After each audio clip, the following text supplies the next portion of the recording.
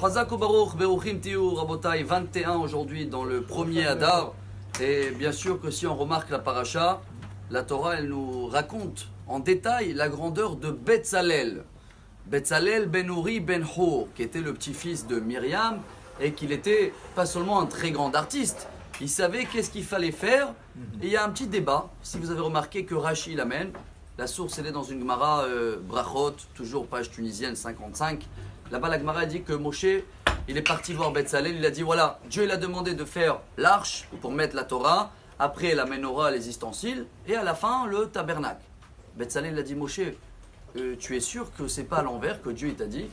D'abord il faut faire le tabernacle, d'abord on fait la maison, après on fait les ustensiles. Alors Moshe il a dit bravo, ça montre que ton nom Betzalel en hébreu Betzel-El, à l'ombre de Dieu. Comme si tu as bien écouté ce que Dieu il a dit, t'as raison, fais comme ça. Et la Torah elle rajoute bravo, que nous aussi on doit prendre l'exemple de Betzalel. Depuis quand Betzalel il va aller contre Moshe Rabbeinu? C'est de sa famille. C'est vrai que Moshe il avait son chemin qui était de la lumière. Moshe Rabbeinu, quand il recevait le message, il dit le Maharal de Prague.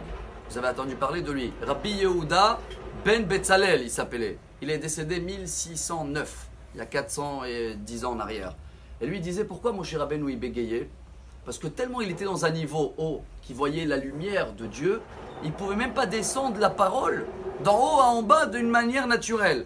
Moshe Rabbeinu il voit direct le but. Le but c'est quoi? C'est la Torah, c'est l'arche, c'est la menorah, la lumière, la foi. Mais Betzalel, il parle pour nous.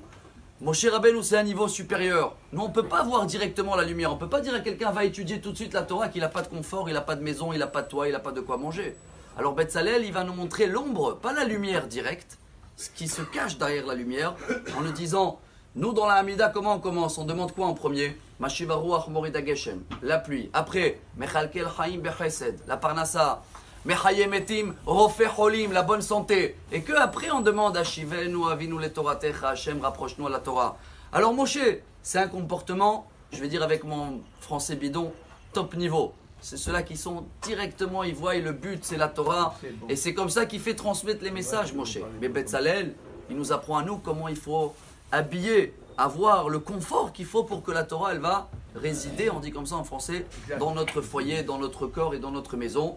Alors oui, bravo pour ceux-là qui prennent le chemin de Moshe Rabbeinu, mais c'est un niveau très très haut. Et pour nous, comme la Torah elle nous précise, elle dit bravo Betzalel, Akadosh Baruch Hu, il a fait un grand gloire pour lui, alors que chacun de nous choisit lequel chemin faire, et que ce chemin-là, dans tous les cas, va nous amener Bezrat Hashem, la lumière pour le Mashiach. Bonne journée. Amar Rabbi Elazar, Amar Rabbi Hanina.